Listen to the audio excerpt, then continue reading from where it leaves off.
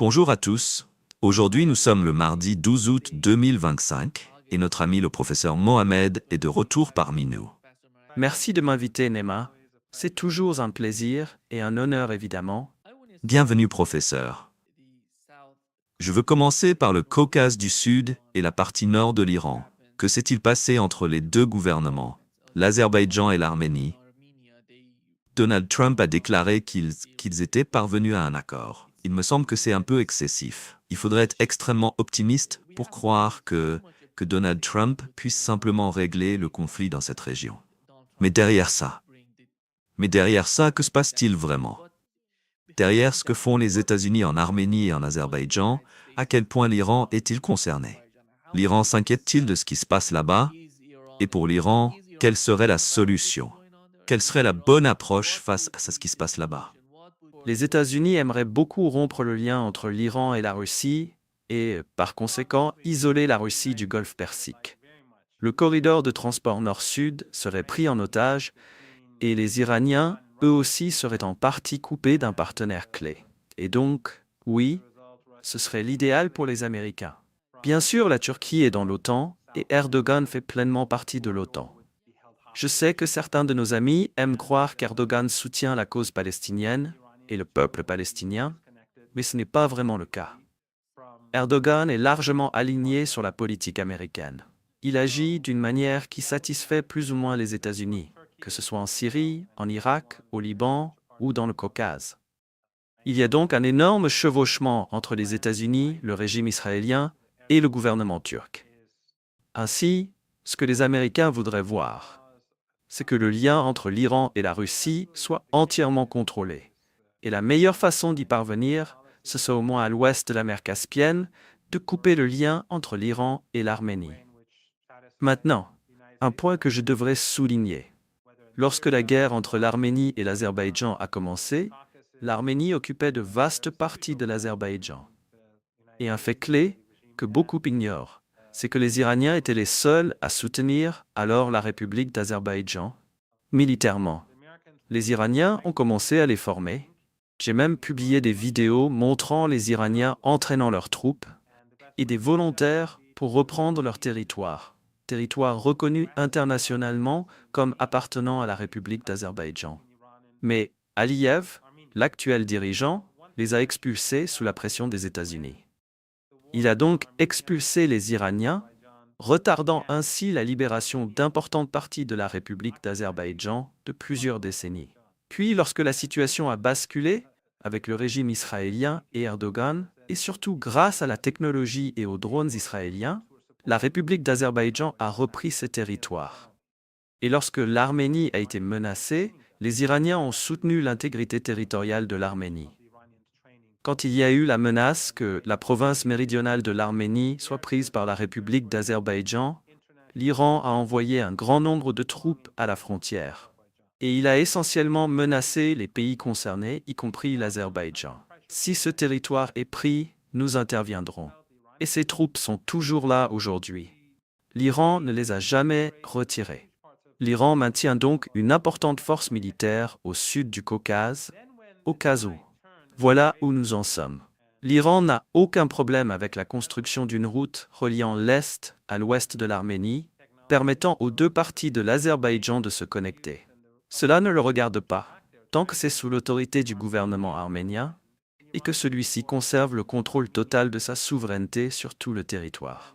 En d'autres termes, les camions iraniens, les véhicules privés, les trains doivent pouvoir traverser la frontière arménienne, atteindre la capitale Erevan et éventuellement continuer vers la Géorgie, puis la Russie ou la mer Noire, sans aucune difficulté.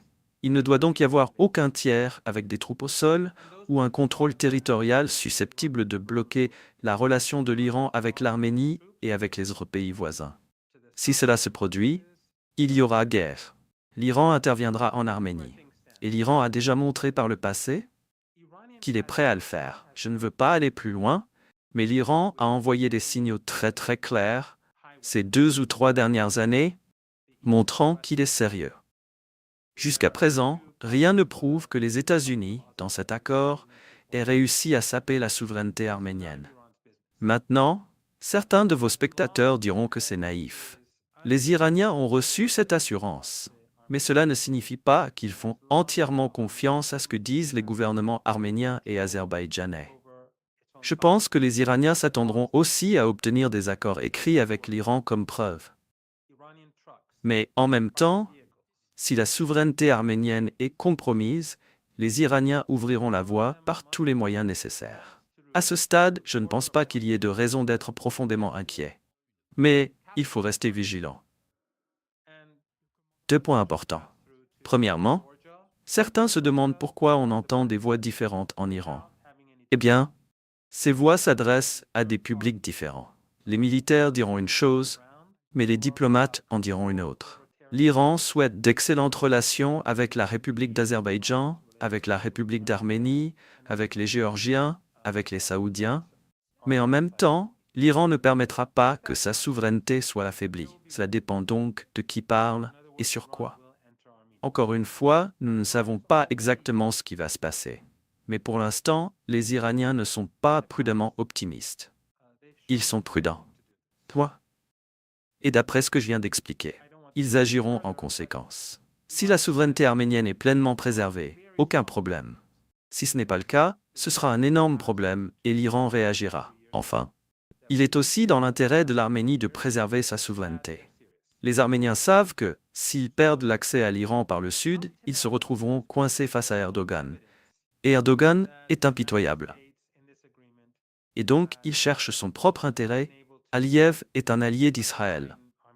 Les deux sont alliés à ce stade. L'Arménie, elle, sait qu'elle doit entretenir une relation avec l'Iran. Ce n'est donc pas seulement la menace potentielle iranienne qui empêche qu'une telle chose se produise, c'est aussi dans l'intérêt de l'Arménie, tout comme de l'Iran. La position de l'Iran est assez unique. Il a soutenu la souveraineté de l'Azerbaïdjan. Il a été le premier à commencer à les former jusqu'à ce que les Américains poussent les Iraniens dehors, en favorisant Aliyev dans les années 90. Et quand la situation a basculé, les Iraniens ont adopté la même position vis-à-vis de l'Arménie. Je pense que c'est la position morale et aussi la position légale. Certains Arméniens n'aiment pas quand je dis que l'Iran ne soutient pas le nettoyage ethnique en Azerbaïdjan, ni celui des Arméniens. Vous savez comme moi qu'il y a beaucoup de chrétiens en Iran.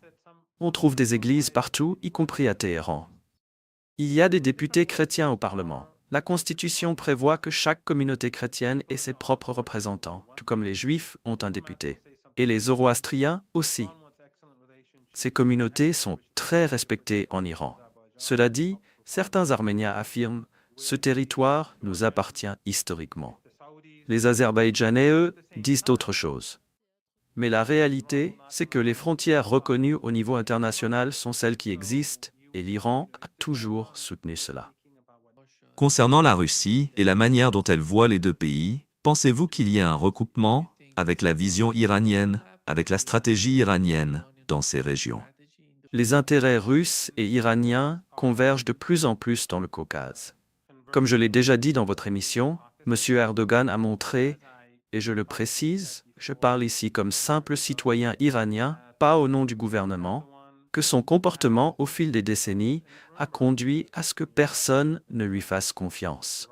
Beaucoup pensaient qu'il était habile en jouant différents acteurs les uns contre les autres. Mais sur le long terme, c'est plus nuisible qu'utile. Un dirigeant mondial qui n'est plus digne de confiance perd beaucoup de marge de manœuvre.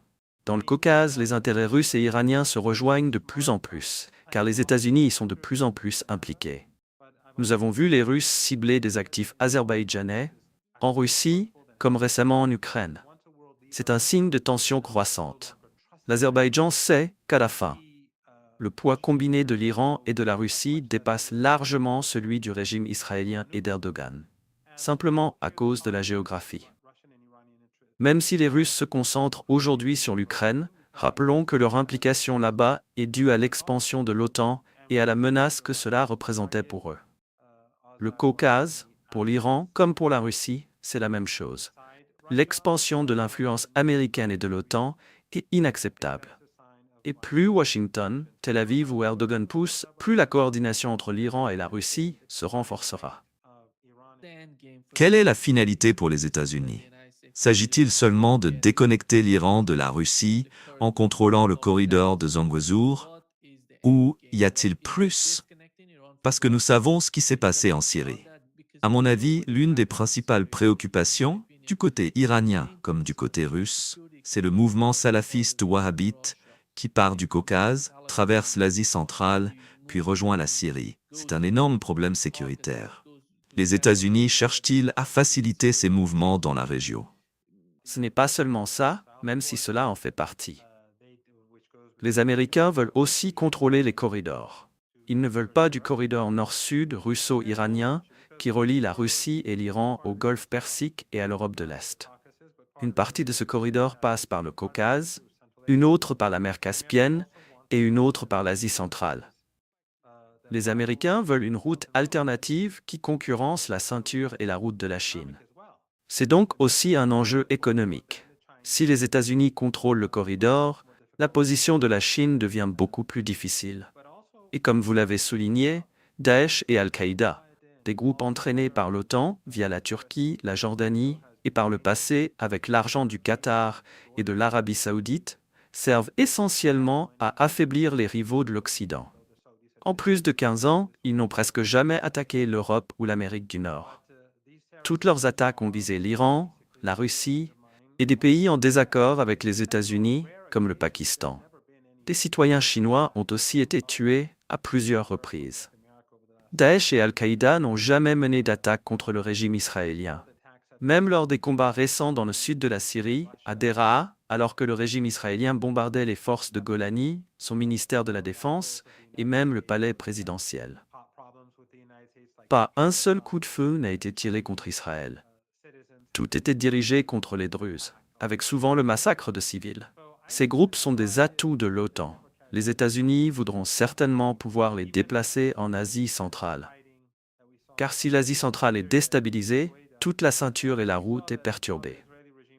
L'Asie centrale se situe entre l'Asie occidentale, orientale et méridionale. C'est un point de connexion stratégique. En cas d'instabilité ou de contrôle américain, l'essor de l'Asie est freiné. Enfin, la connectivité terrestre en Asie est cruciale. Les pays asiatiques veulent réduire leur dépendance aux routes maritimes, vulnérables face à la marine américaine, à l'OTAN et à d'autres adversaires potentiels. Ces routes terrestres, elles, sont bien mieux protégées des ingérences occidentales. Et c'est pourquoi l'Occident veut pouvoir interférer là-bas. Beaucoup de gens ne connaissent peut-être pas la texture de la société turque. Mais je dirais que si l'on compare la société turque et la société iranienne, elles sont assez similaires. Il existe de nombreux éléments communs entre les deux nations. Et je dirais même que si l'on compare la Turquie à l'Arabie saoudite, par exemple, la Turquie est traditionnellement et culturellement bien plus proche de l'Iran. Mais lorsqu'il s'agit du gouvernement et de Recep Tayyip Erdogan, on voit autre chose. On ne retrouve pas cette compréhension mutuelle que l'on observe dans la culture turque au sein du gouvernement. Alors pourquoi? Pourquoi ont-ils besoin d'aider ces mouvements radicaux, alors même qu'ils ont vu comment ces mouvements détruisent la région, mais qu'au final, ils les soutiennent? Vous avez tout à fait raison. Les citoyens ordinaires de Turquie sont très majoritairement anti-Israël. Je dirais même massivement, un peu comme ce que l'on observe en Irak. Mais lorsque le mouvement islamique a commencé à monter en Turquie, l'État profond turc, l'armée et l'organisation du traité de l'Atlantique Nord ont progressivement réussi à s'y infiltrer. Ils ont manipulé la situation et ont placé au pouvoir des gens qui coopéraient avec l'OTAN. Ainsi, M. Erdogan, au départ, durant ses premières années, a fait des choses très positives en Turquie, ce qui l'a rendu populaire auprès d'une large partie de la société. Mais, au final, il s'est avéré qu'il n'était que l'homme de l'OTAN. Et malheureusement, il a utilisé des groupes takfiris ainsi que des groupes salafistes et wahhabites pour servir son agenda politique. Cela a créé un problème au sein même de la Turquie. On voit la culture et certaines parties de la société changer, en particulier dans les milieux religieux, d'une manière qui n'existait pas il y a 15 ou 20 ans. Il y a 15 ans, si vous voyagiez en Turquie et rencontriez certaines personnes, y compris des amis à moi, elles parlaient de leur société d'une manière bien différente. Mais plus récemment, Certaines m'ont fait part de leurs inquiétudes face au salafisme, au wahhabisme et à l'extrémisme en Turquie. Encore une fois, il faut garder à l'esprit que ces groupes takfiris font pleinement partie de la stratégie régionale et mondiale des États-Unis. Si l'on comprend cela, on comprend où se trouve le problème. Quand Erdogan et le Qatar promeuvent des groupes takfiris en Syrie, ils le font à la demande des États-Unis. Ils veulent aussi leur part du gâteau, ce qui est mal, car ces groupes sont totalement maléfiques. Mais au final, ils le font en coordination avec les États-Unis. Il faut se rappeler que Jake Sullivan, le 12 février 2012, a déclaré « Al-Qaïda est de notre côté en Syrie ». Et l'État islamique faisait partie d'Al-Qaïda avant de s'en séparer. Avant la Syrie, ce sont ces forces, comme Bernard-Henri Lévy en Libye, qui ont contribué à renverser le gouvernement libyen. Rappelez-vous l'attentat de Manchester, lorsque ce jeune homme a massacré plus de 20 adolescents lors d'un concert. Lui et son père étaient impliqués dans ces groupes extrémistes en Libye. Vous croyez que les services de renseignement britanniques ne le savaient pas? Bien sûr que si. Ils étaient coordonnés. Ils travaillaient ensemble. Les agences de renseignement européennes, nord-américaines, ainsi que de nombreuses agences régionales, ont travaillé ensemble pour acheminer ces takfiris en Libye, puis en Syrie, en Irak, au Liban et ailleurs, afin de servir l'agenda de l'OTAN.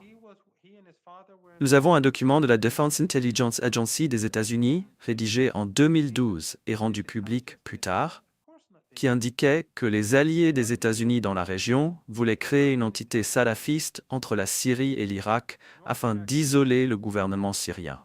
Cela signifiait la Turquie, le Qatar et d'autres pays de la région comme la Jordanie. Quelle était cette entité salafiste? C'était l'État islamique. Ce document date de 2012.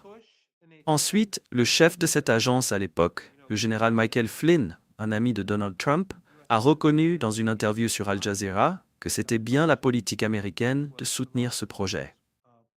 Et Michael Flynn dirigeait alors la principale agence de renseignement militaire au monde.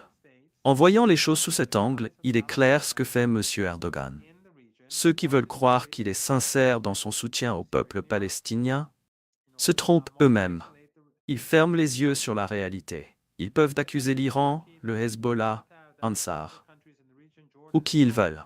Mais ce qu'il fait réellement, c'est offrir des bourses à des Palestiniens, avec bien sûr l'aval de l'Occident, et fournir des bureaux à des militants politiques de groupes comme le Hamas. Pourquoi? Parce que les États-Unis veulent maintenir ce lien. C'est la même chose avec le Qatar et Al Jazeera. La chaîne soutient les Palestiniens, mais pas l'axe de la résistance. Au contraire, elle cherche à le saper. Si les États-Unis et l'Occident rompaient les relations entre le Qatar, la Turquie et par exemple le Hamas, alors ce dernier n'aurait plus ni influence ni contact. Ils ont donc besoin d'intermédiaires pour exécuter leurs consignes. Si Al Jazeera n'existait pas, le public se tournerait vers d'autres médias sur lesquels l'Occident n'a aucun contrôle. Et si la branche politique du Hamas ne pouvait rester ni au Qatar ni en Turquie, elle devrait se baser en Iran. Ce que les Américains ne veulent pas. Bref, la situation est complexe. Mais il ne fait aucun doute qu'Al-Qaïda et l'État islamique sont dans le camp américain. Et que quiconque travaille avec eux collabore avec les Américains. Regardez maintenant le Liban.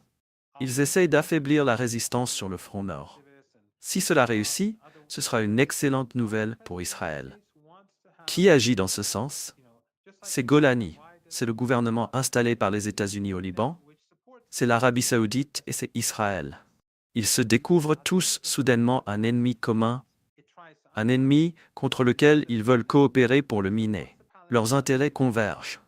Que ce soit Golani ou Samir Geagea, le chef fasciste des forces libanaises, impliqué dans le massacre de Sabra et Shatila en 1982, où des milliers de Palestiniens et de Libanais ont été massacrés à Beyrouth Sud sous supervision israélienne, tous ces acteurs travaillent ensemble pour affaiblir la résistance. En clair, personne ne devrait être naïf. Erdogan poursuit ses propres intérêts. Étendre son influence, bâtir une sorte de mini-empire ottoman au nord de la Syrie, au nord du Liban, au nord de l'Irak et dans le Caucase. Cet empire fonctionne en parallèle avec le projet du Grand Israël. Certes, il existe des points de rivalité, Mais dans l'ensemble, tout ce qu'Erdogan a fait ces dernières années a servi à miner la résistance, au bénéfice d'Israël, tout comme l'Arabie saoudite et Golani. Il n'y a aucun doute là-dessus. Si la Turquie rompait ses liens avec Israël et coopérait avec l'axe de la résistance, la situation actuelle serait totalement différente. Vous évoquez la situation au Liban. Professeur Mohamed, pensez-vous que, sachant que le Hezbollah subit aujourd'hui énormément de pression venant du gouvernement, des États-Unis, de pays arabes de la région, et que tout est fait pour désarmer le Hezbollah, que signifie cela pour le Liban? Après tout, on parle de la sécurité et de l'avenir du pays. Que veut réellement le gouvernement libanais dans cette affaire? Et selon vous, qu'est-ce qui serait bénéfique pour le Liban? Le gouvernement libanais, installé par les États-Unis et l'Arabie saoudite, exécute les ordres. Bien sûr, il doit composer avec la réalité sur le terrain, mais s'il doit quitter le pays un jour et que le Liban est déchiré, ses membres partiront avec leur famille s'installer aux États-Unis, comme Zelensky. Peut-être pas dans des palais aussi luxueux, mais dans les mêmes lieux, Californie du Sud, Floride du Sud, où que soit Zelensky, ils s'installeront à proximité. Le régime israélien veut un Liban brisé, fragmenté, et il veut s'emparer du sud du pays. Ses ambitions s'étendent aussi à la Syrie, à la Jordanie, à l'Arabie saoudite et dans une moindre mesure à l'Égypte. Un Liban plongé dans la guerre civile, c'est l'idéal pour lui. Les Saoudiens, en poussant au désarmement du Hezbollah, renforcent le régime israélien. Car la seule force qui l'arrête, c'est le Hezbollah. Les forces armées libanaises n'ont pas la capacité de défendre le pays. Les Américains ne leur permettent pas d'avoir de défense aérienne ni de véritable armée de l'air. Si Israël envahissait Beyrouth comme en 1982, la ville tomberait en quelques jours. Seule la résistance les en empêche. C'est limpide. Ceux qui s'opposent au Hezbollah, on sait qui ils sont. Beaucoup ont été formatés par une haine sectaire irrationnelle, inculquée par des idéologues wahhabites salafistes, financés autrefois surtout par l'Arabie saoudite et aujourd'hui par d'autres. Ce que peu savent, c'est que la mosquée la plus importante, la mosquée Mohammed Abdul Wahhab, véhicule une idéologie takfiri, intolérante, peu importe l'apparence moderne de ces médias. Et ces gens ferment les yeux sur la réalité. Le groupe qui a le plus sacrifié pour Gaza, c'est le Hezbollah. Plus que le Yémen, car Israël est juste à côté. Dans cette guerre, 5000 membres du Hezbollah ont été martyrisés en 2 ans, ainsi que plusieurs milliers de leurs proches. C'est énorme pour un petit pays.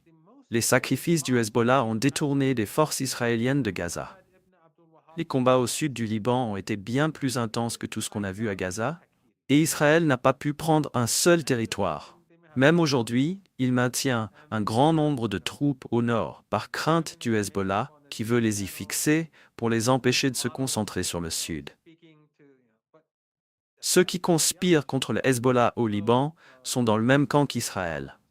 Golani, par exemple, a déclaré à plusieurs reprises, directement ou par intermédiaire, aux Israéliens « Nous avons les mêmes ennemis, l'Iran et le Hezbollah ». Cela vaut pour Golani, pour l'Arabie saoudite, pour Erdogan, pas la Turquie entière mais Erdogan, pour les fascistes libanais. Tous sont dans le même camp. Et ceux qui, par haine sectaire ou par propagande occidentale, refusent encore de voir la réalité, devraient enfin ouvrir les yeux sur qui soutient vraiment le peuple palestinien et qui ne le soutient pas. Car certains vont jusqu'à affirmer « l'Iran n'a rien fait pour les Palestiniens ». Eh bien, c'est totalement faux. Pourquoi les Israéliens ont-ils bombardé l'Iran? Pourquoi ont-ils tenté de renverser l'Iran? S'ils restaient simplement passifs, alors quel serait le but d'une guerre contre l'Iran? En se faisant frapper par des missiles iraniens en conséquence. C'est parce que l'Iran soutient la résistance à Gaza et ailleurs. C'est parce que l'Iran est ce qui empêche le régime israélien de prendre le contrôle de ces territoires. Donc vous savez, c'est la réalité sur le terrain, et que certaines personnes veuillent y croire ou non, cela dépend juste de, vous savez, si elles veulent ouvrir les yeux ou non. Nous avons eu Steve Witk qui discutait avec des Iraniens et des Russes, et soudain, il est parti, il a quitté la scène. Et nous avons eu 2 attaques contre la Russie et l'Iran, des attaques assez similaires, utilisant des drones et la manière dont elles ont été menées. Alors Steve Witk est de retour, et il parle avec Vladimir Poutine. Il a eu une réunion avec lui, et il semble que vendredi, Donald Trump et Vladimir Poutine devraient se rencontrer en Alaska. Alors qu'est-ce que ça signifie, selon vous? Les États-Unis progressent-ils dans le dossier d'Ukraine ou sont-ils en train de faire certaines manœuvres politiques vis-à-vis de la Russie? Parce que nous savons que la situation, la raison pour laquelle j'évoque cela est la complexité de la région. Ce qui se passe en Arménie, en Ukraine, en Russie, en Iran, et tout est lié. Quel est votre avis sur ce qui pourrait se passer vendredi ou sur tout résultat possible?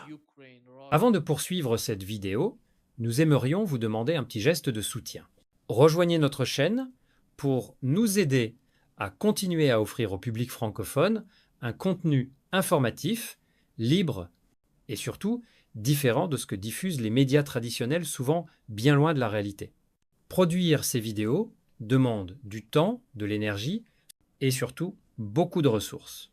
Et comme nous refusons de dépendre uniquement des vues YouTube, votre soutien direct est essentiel pour préserver notre indépendance. Cliquez simplement sur le bouton Rejoindre, juste à côté du bouton S'abonner, ou suivez le lien disponible en description. Merci d'avance pour votre soutien, et maintenant, place à la suite de notre vidéo. Selon moi, Trump est faible. Il a une personnalité très très faible. Un exemple de cela est Wittke lui-même.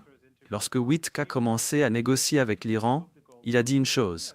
Puis après son interview sur Fox News, il a soudainement changé de position. Il a déplacé les objectifs. Il était clair que Trump et Wittke subissaient des pressions. Bien sûr, Wittke est sioniste, et donc ses intérêts sont liés, vous savez, à Netanyahou et directement et au lobby sioniste. Mais tout de même, Wittke travaille pour Trump. Donc son changement de position, son changement total de position, était clair à Téhéran. Cela montrait clairement que Trump était faible, que sous un peu de pression du lobby sioniste, il changerait sa position.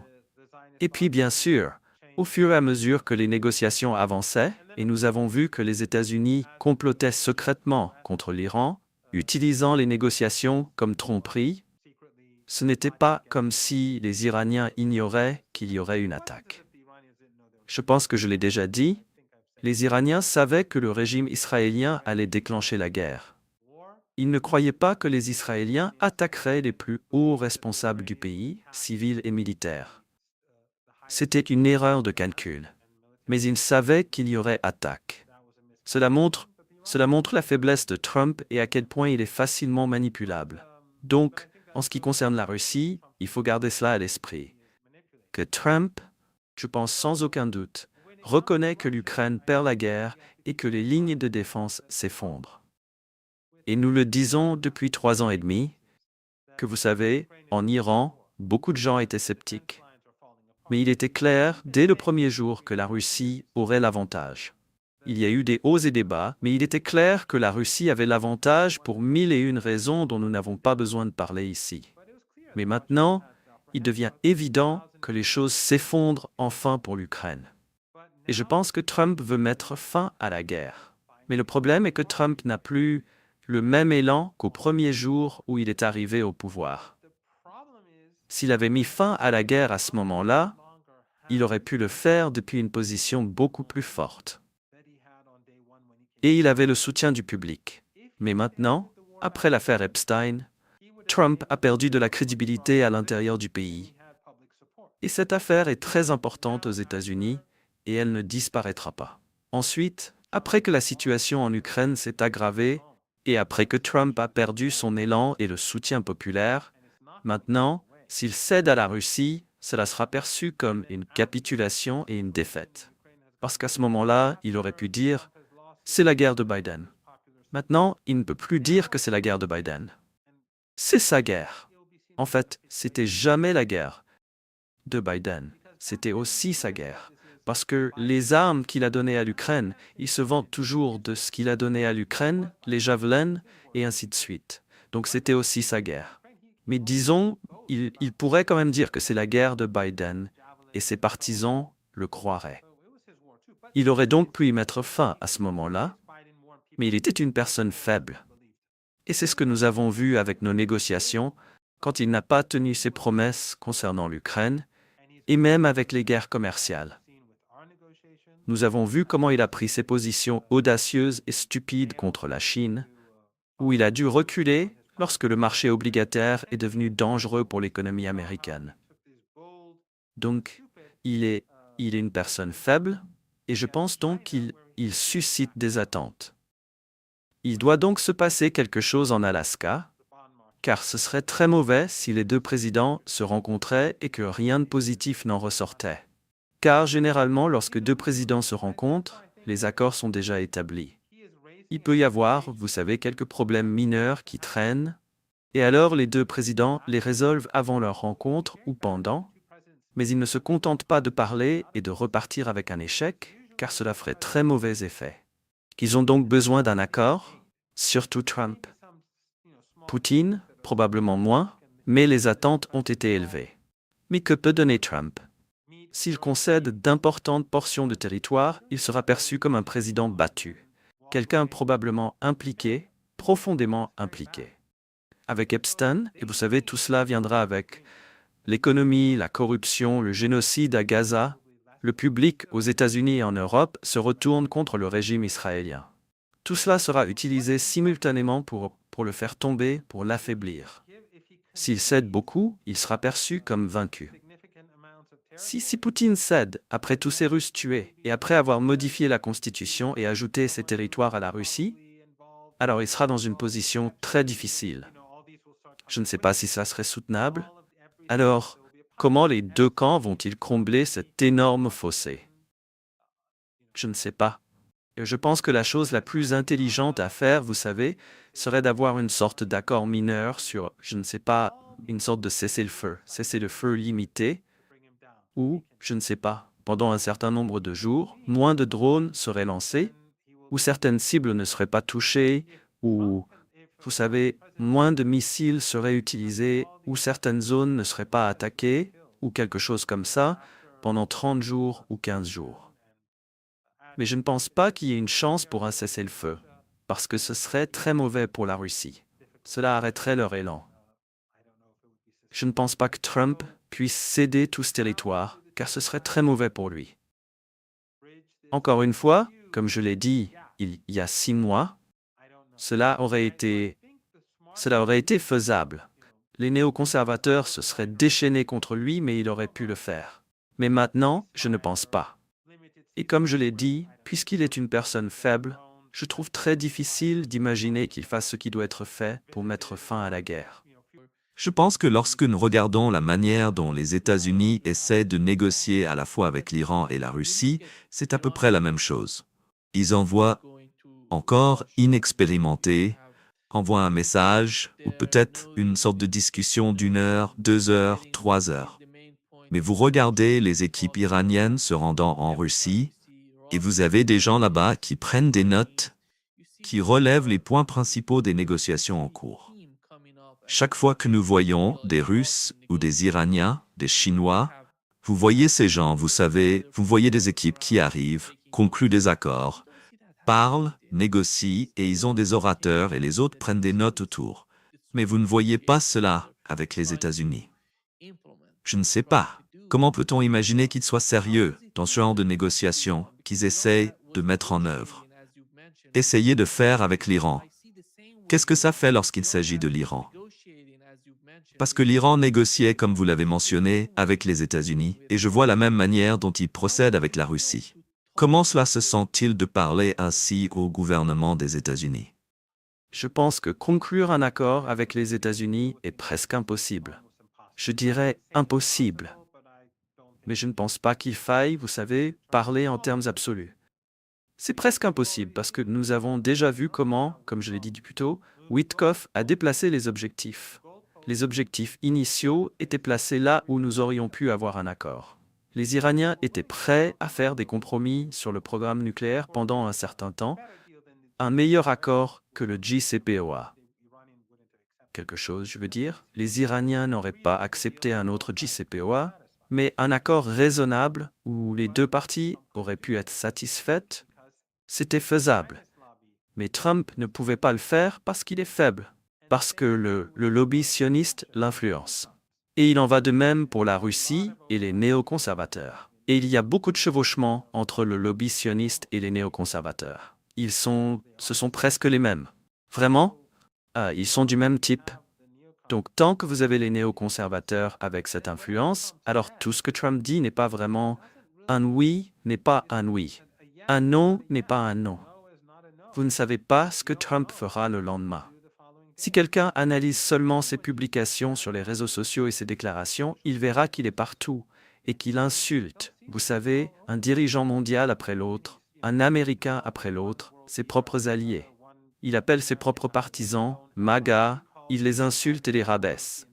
Il utilise un langage grossier lorsqu'il parle d'eux, insultant et humiliant. Il n'a pas de, vous savez, il n'y a rien. C'est presque impossible de définir vous ne pouvez pas prédire son futur comportement et langage. Il semble avoir aucune stratégie. Les personnes autour de lui ne sont pas très sophistiquées, elles ne sont pas très brillantes, elles ne sont pas très intelligentes. Et il y a une foule de yes men. Évidemment, personne ne lui dit, vous savez, d'arrêter de poster ces choses stupides en ligne. Personne ne lui dira cela. Et puis, vous voyez la Maison-Blanche, vous savez, le présentant comme Superman, une chose incroyablement enfantine. Voilà, c'est la Maison-Blanche. C'est comme en Iran. Si le bureau du dirigeant ou le bureau du président faisait quelque chose de ce genre, tout le pays serait embarrassé. Mais donc, je ne pense pas que nous puissions avoir des attentes vis-à-vis des États-Unis. Nous ne pouvons faire confiance à personne aux États-Unis. Et par conséquent, je ne pense pas qu'il y ait Je ne pense pas qu'un accord soit vraiment possible. Je ne dis pas que c'est impossible. Je pense qu'une raison pour laquelle les Iraniens continuent de négocier est qu'ils veulent que le monde voie qu'ils ne sont pas le problème. Il est très important pour les Russes, les Iraniens, les Chinois et les autres d'être perçus comme raisonnables, parce qu'il est très facile de montrer à quel point les Américains sont déraisonnables si l'on est juste un peu prudent. Alors, parfois, certaines personnes se mettent très en colère à cause de certaines déclarations de certains responsables iraniens. Je ne dis pas que toutes les déclarations faites comme le président ou les hauts responsables et le ministre des Affaires étrangères, sont toujours justes ou bonnes. Non, certaines des déclarations faites par le président n'étaient pas bonnes. Certaines ont été sorties de leur contexte, comme il y a quelques jours, où il y avait beaucoup de colère, mais il s'est avéré qu'il répondait à une question, mais cela a été sorti de son contexte. Mais le fait est que beaucoup de ce langage diplomatique est utilisé et déployé pour que le monde voie que l'Iran est raisonnable. Parce que souvenez-vous, pendant des décennies, à travers la propagande occidentale, la propagande saoudienne, la propagande israélienne, la propagande financée par le pétrole et le gaz, les Iraniens ont toujours été diabolisés. Les Iraniens étaient toujours dépeints comme irrationnels et dangereux, et ainsi de suite. Et les Iraniens, vous savez, complètement négatifs. Cela a complètement changé, parce que le monde le voit maintenant. C'est l'Iran qui s'oppose à cet holocauste. Ce sont les alliés de l'Iran qui s'opposent à cet holocauste. Ce sont eux qui paient le prix. Donc maintenant que l'Iran a un tel soutien, un soutien significatif sur tous les fronts, ils veulent le renforcer et le préserver. Il doit donc être perçu comme étant disposé à s'engager et à faire preuve d'une certaine flexibilité. Mais cela ne signifie pas que l'Iran va capituler. Je pense que ceux qui lisent trop dans les déclarations des responsables iraniens lisent beaucoup trop dans ces déclarations. Que pensez-vous d'Israël et de la manière dont il semble que beaucoup de gens parlent que Israël attaquerait l'Iran? Israël attaquerait l'Iran. Je parle littéralement avec tout le monde avec qui je parle. Israël veut attaquer l'Iran. Quelle est la préparation de l'Iran si Israël décide d'aller dans cette direction? Les Iraniens aujourd'hui sont bien plus préparés qu'ils ne l'étaient lorsque Israël, le régime israélien, a attaqué pour la première fois. Et le régime israélien a essayé de renverser l'Iran. Ils ont donné le meilleur d'eux-mêmes. Ils ont utilisé leur meilleure technologie. Comme je l'ai déjà dit dans votre émission, ce que possède le régime israélien, Zelensky ne peut que rêver. Et ils ont tout utilisé et ils ont échoué. Les Iraniens, Ils ont étudié ce qui s'est passé pendant ces 12 jours, et ils se sont préparés pour une autre guerre. Nous ne savons pas si le régime attaquera, mais je pense que s'il le fait, ce sera bien pire pour le régime cette fois-ci. L'Iran est bien plus, il est significativement mieux préparé qu'à l'époque. Et l'Iran connaît maintenant les forces du régime israélien, et il comprend mieux. Il comprend mieux ses faiblesses, ses vulnérabilités, et agit en conséquence. Donc, je ne pense pas que les choses se termineront bien pour le régime en cas d'une nouvelle guerre, surtout parce qu'il est tellement méprisé. Chaque jour qui passe, le monde déteste le régime israélien plus qu'avant, surtout depuis que les images de personnes affamées commencent à sortir de Gaza. Et c'est quelque chose sur lequel vos spectateurs doivent tous être actifs. Ils doivent accroître la conscience du Holocauste à Gaza, parce que les médias occidentaux essaient de le cacher autant que possible. Mais en tout cas, avec le temps, le régime devient de plus en plus méprisé. Maintenant, certaines personnes diront « Qui s'en soucie ?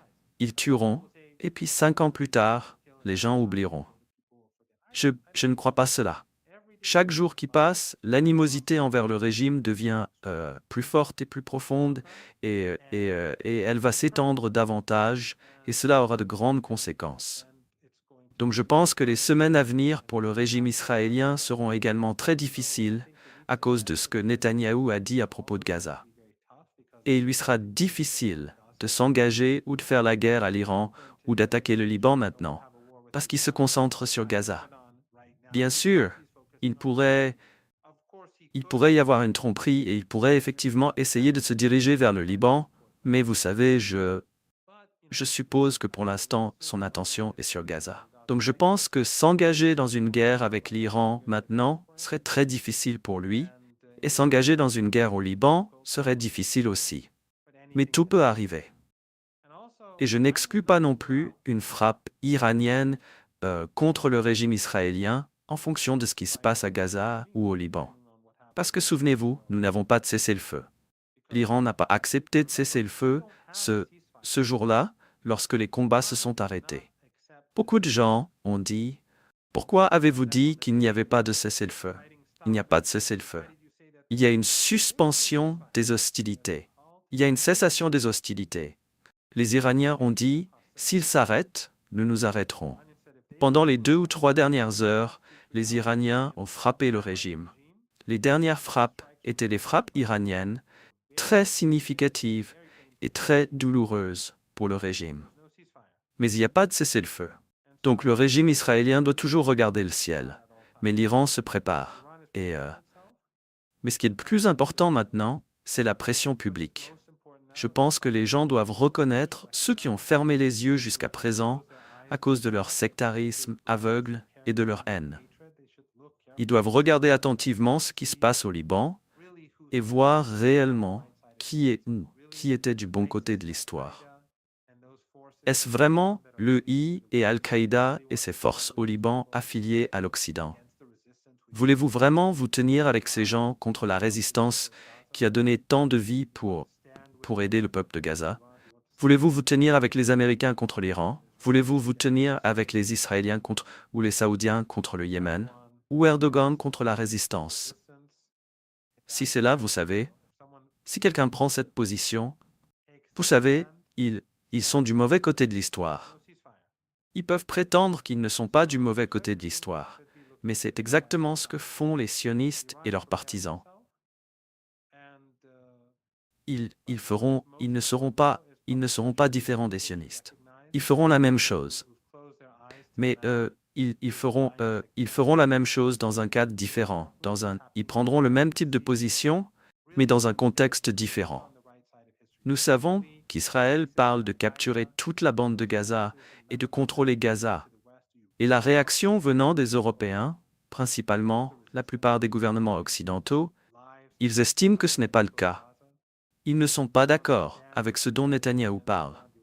Mais après tout, voyez-vous Netanyahou capable de le faire? Parce qu'ils se battent contre le Hamas et ils n'ont pas pu y parvenir. Ils n'ont pas pu vaincre le Hamas et ils parlent de capturer toute la bande de Gaza. Et comment voyez-vous la situation à Gaza? Nous savons qu'il y a la famine, Mais pensez-vous que les Européens soutiendraient finalement? Ils sont contre la politique que Netanyahou essaie d'imposer, de faire valoir. Que pensez-vous de la situation? Non, les Européens ne se soucient pas du peuple palestinien. Les élites européennes, les élites nord-américaines, australiennes, néo-zélandaises, ils ne se soucient pas du peuple palestinien. Tout comme les élites dans notre région, dans le Golfe Persique, c'est pourquoi ils ne se soucient pas des Palestiniens. Pourquoi? Regardez la Cisjordanie. En Cisjordanie, ils n'ont pas à prendre position. Mais ce qui se passe aujourd'hui en Cisjordanie est horrifique. Des assassinats, la destruction de quartiers, le vol de l'eau là-bas, c'est le prochain holocauste. Le prochain holocauste aura lieu en Cisjordanie et il a déjà commencé. Le nettoyage ethnique en Cisjordanie est horrifique. Mais voyez-vous quelque chose à ce sujet dans les médias occidentaux? Voyez-vous des ambassades occidentales en Palestine occupées faire des déclarations? Non, parce que s'ils n'ont pas à le faire, ils ne le feront pas. Là, vous savez, le New York Times, le Washington Post, Reuters, Associated Press, CNN, Fox News, Breitbart, The Guardian, The Independent, je ne sais pas, France 24, le Times, BBC, Sky. Aucun d'eux ne dira quoi que ce soit sur la Cisjordanie dans la mesure du possible. Ils s'en moquent. Ils sont contents que les Israéliens fassent ce qu'ils ont besoin de faire. La raison pour laquelle ils sont maintenant contraints de prendre position à Gaza, c'est parce que tout le monde s'est réveillé à la réalité et ils sont discrédités. Les médias occidentaux sont discrédités. Les journalistes occidentaux sont perçus comme complices d'un holocauste. Les dirigeants occidentaux sont perçus comme complices. Donc ils doivent prendre les toutes petites mesures qu'ils doivent prendre pour rester pertinents, pour empêcher que leur société ne devienne encore plus outrée. Ils ont peur de perdre le contrôle. Donc ils doivent prendre ces mesures minuscules, comme, vous savez, dire que nous pourrions reconnaître un État palestinien. Reconnaître un État palestinien sur le papier, alors que les Palestiniens syriens sont massacrés et soumis à un nettoyage ethnique, ne veut rien dire. Donc ces mesures minimales qui sont prises, que ce soit dans les médias ou en politique, et pour l'instant, l'Occident continue d'augmenter les sanctions contre l'Iran, mais il n'y a pas de sanctions contre Israël. Je veux dire, peut-être que quelques personnes se voient indire de voyager en Europe. Qui s'en soucie? Ça n'a aucun impact et c'est l'objectif, ne pas avoir d'impact réel sur ce que fait le régime israélien. Donc l'Occident, l'établissement politique en Occident, avec le régime israélien. Et même dans la région, alors que nous voyons des gens affamés, nous ne voyons aucun, vous savez, et Erdogan et Aliyev couper le commerce du pétrole. Certaines personnes disent, Aliyev, vous savez, Erdogan, est-ce qu'il n'est pas responsable? Si Erdogan veut qu'Aliyev s'arrête, il s'arrêtera. Ça s'arrêtera ce jour-là. Et ce n'est pas seulement le pétrole de l'ANF. C'est aussi le pétrole kurde. Je veux dire, le pétrole syrien contrôlé par des proxys américains en Syrie, qui est envoyé en Turquie et exporté vers Israël. Et la même chose se passait dans le nord de l'Irak. Donc, et ensuite, vous voyez les Émirats, et vous voyez Mohamed Ben Salman conspirer au Liban, et vous, donc, alors que la famine continue, les élites en Occident, et vous savez, avec leurs alliés régionaux et proxys, poursuivent la même politique. Cependant, le monde change très vite. Et les Israéliens ont échoué sur tous les fronts. Je ne crois pas que les Israéliens aient réussi au Liban ou au Yémen ou à Gaza ou contre l'Iran. Ils ont échoué sur tous ces fronts. En Syrie, vous savez, c'est une situation plus compliquée. Je ne pense pas que Netanyahou puisse prendre Gaza. Et je pense, vous savez ce qu'il fait, c'est qu'il détruit le régime israélien parce qu'il travaille pour ses propres intérêts et pour ceux de ses alliés fanatiques, plus que pour quoi que ce soit d'autre. Il veut rester hors de prison. Et ce n'est pas dans l'intérêt du régime. Donc je pense que plus nous aurons de génocides, plus nous aurons de massacres, plus cela coûtera cher au régime, bien sûr, militairement et financièrement, mais surtout, la haine pour le régime que nous voyons croître dans le monde continuera. Et je ne pense pas que ce soit quelque chose que l'on puisse ignorer. Ça atteint un point où il n'est plus possible de l'ignorer.